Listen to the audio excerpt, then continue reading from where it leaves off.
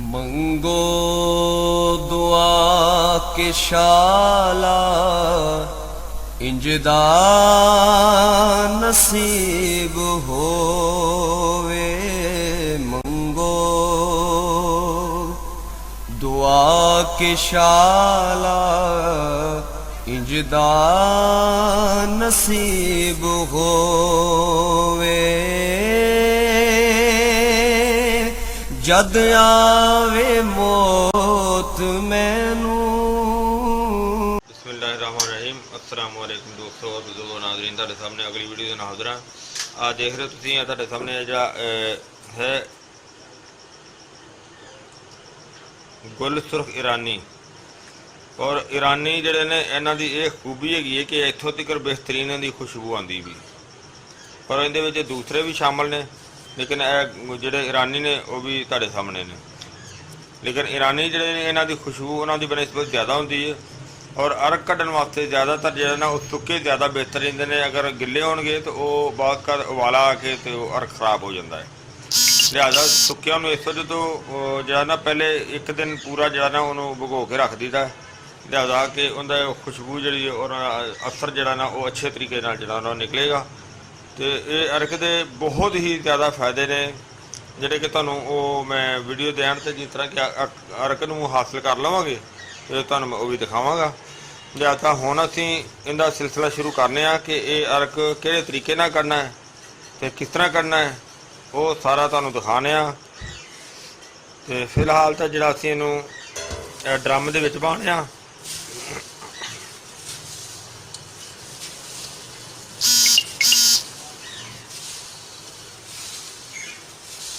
सारे फुल जिहड़े ने ड्रम दे विच पावांगे।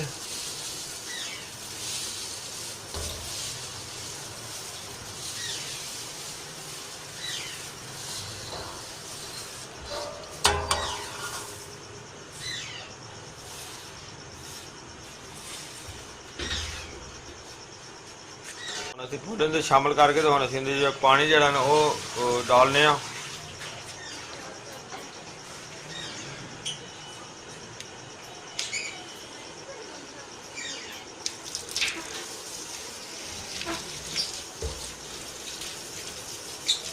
और पानी की लिमिट असीं इन्नी रखांगे कि जिंदे नाल उबाला जिहड़ा ना वो ना आवे।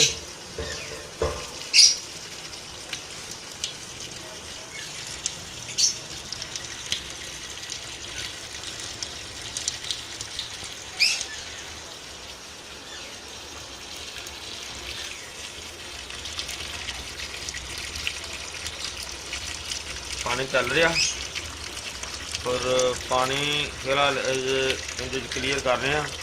बहरहाल पानी क्लीयर होने तो देर लगेगी। तो मैं वैसे दसना कि असं इहदे पानी क्लीयर करांगे। पानी क्लीयर करके इन्हूं उत्तों डांप के रख देंगे। और ये हुण तकरीबन रात के 9 बजे ने और इस सुबह तक जड़ा ना सुबह तकरीबन 9 बजे तक 8 तो 9 बजे तक ये इस तरह पिया रहेगा 12 घंटे। उस तो बाद इहदे थल्ले चूल्हा जला के तो फिर अगला मरहला तुहानूं दिखावांगे।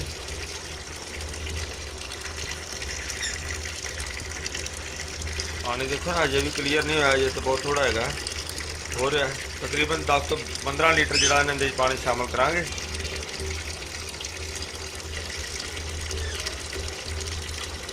और पानी क्लीयर करके फिर तुहानूं अगले स्टैप से दिखावांगे। हाँ जी, ये देखो इनू काफ़ी देर दी चूल्हा चलाया हुआ, तकरीबन घंटा हो गया सी। और हुण असीं देखा तो उबाला आना शुरू हो गया, काफ़ी गर्म है।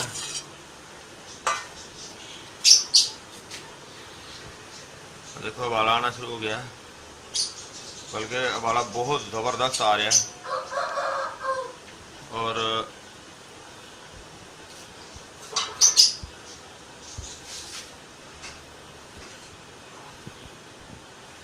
हुण असीं जनाब इहदे उत्ते इहदा दूसरा हिस्सा जिहड़ा ना वो फिट करने आ ताकि जिहड़ा भाप जाया हो रही है इहनूं असीं क्लोज करिए।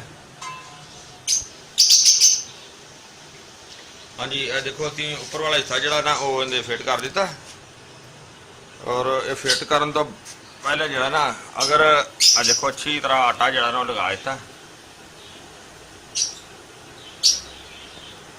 अगर ये आटा ना लगाइए तो इतों गैप दे जाता है, वो फिर भाप इतों निकलती है जिस जो अर्क दाया होंगे। ਬਲਕਿ ਕਾਫੀ ਜ਼ਿਆਦਾ ਜ਼ਾਇਆ ਹੁੰਦਾ ਹੈ। ਇਹ ਆਟਾ ਅੱਛੀ ਤਰ੍ਹਾਂ ਲਗਾ ਕੇ ਫਿਰ ਉਸ ਨਾਲ ਹੀ ਜਿਹੜਾ ਨਾ ਇਹਦੇ ਉੱਤੇ ਠੰਡਾ ਪਾਣੀ ਜਿਹੜਾ ਨਾ ਉਹ ਰੱਖੀਦਾ।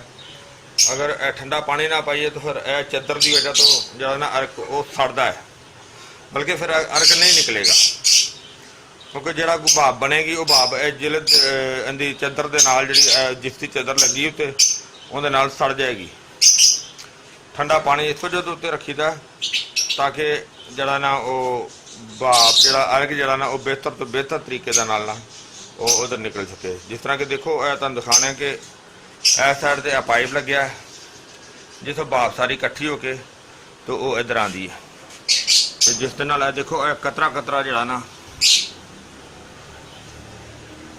ਅਰਕ ਨਿਕਲ ਰਿਹਾ, ਔਰ ਇਸੇ ਤਰ੍ਹਾਂ ਕਤਰਾ ਕਤਰਾ ਨਿਕਲ ਕੇ ਇਹ ਕਲੀਅਰ ਕਰਨਾ। ਦੇਖੋ ਕਿੰਨਾ ਮਿਹਨਤ ਦਾ ਕੰਮ ਹੈ। ਦੇਖੋ ਕਿ ਹੈ ਤੇ ਮਿਹਨਤ ਦਾ ਕੰਮ ਹੈ ਬਹੁਤ ਜ਼ਿਆਦਾ, ਲੇਕਿਨ ਇਹ ਵੀ ਕਿ ਇਹ ਇੱਕ ਓਰੀਜਨਲ ਤੇ ਜ਼ਬਰਦਸਤ ਤੇ ਬਿਹਤਰੀਨ ਚੀਜ਼ ਹੈਗੀ ਹੈ।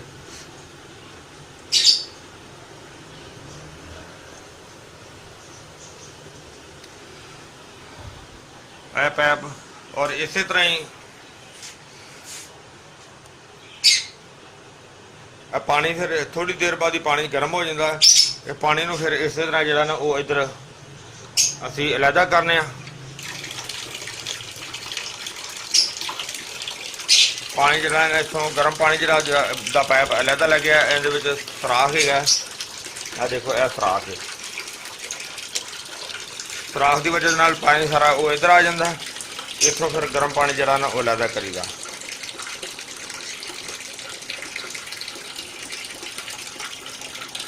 नीचे वाला ड्रम का हिस्सा लहदा हो जिस तरह तुम पहले देखिए जी, तो उपर वाला सारा जरा ना वो अलहदा चीज़ होती है। और पानी उस तरह जल्दी नहीं निकलता पाया, इस वजह तो डब्बे के नाल जल्दी कर लीदा ताकि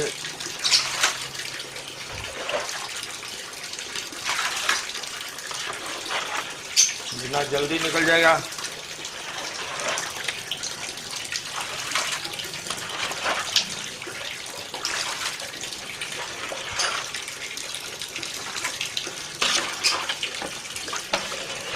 ਇਹਨੂੰ ਜਿਹੜਾ ਇਹਦੀ ਉੱਪਰ ਵਾਲਾ ਇਹ ਹਿੱਸਾ ਹੁੰਦਾ ਹੈ ਇਹਨੂੰ ਸੜਨ ਨਹੀਂ ਦੇਣਾ, ਕਿਉਂਕਿ ਜਿਸ ਤਰ੍ਹਾਂ ਇਹ ਸੜੇਗਾ ਖੁਸ਼ਕ ਹੋ ਜਾਏਗਾ ਤੇ ਫਿਰ ਅਰਕ ਜਿਹੜਾ ਨਾ ਉਹ ਖਾਇਆ ਜਾਏਗਾ।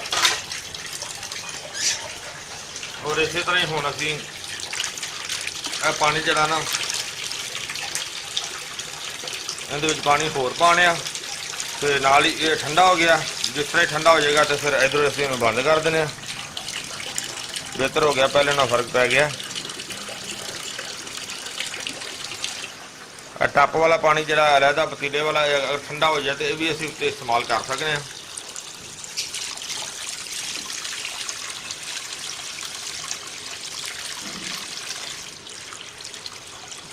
इन फुल भरन नालों बेहतर है कि थोड़ा जा नीवा जरा इत्थे रखा जाए, कोई 2 इंच नीवा पानी होना चाहिए, 2-2.5 इंच, क्योंकि उस तरह बाद ज़्यादा वजन की वजह तो गिर भी सकता है। हुण तकरीबन क्लीयर हो गया पानी, असीं पानी बंद कर देने।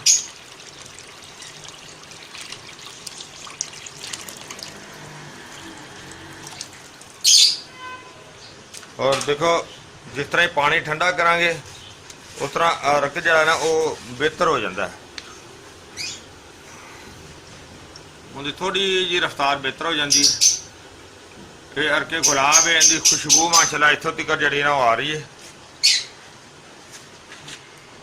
यह निज़ाम है जो तुसीं देखिया है।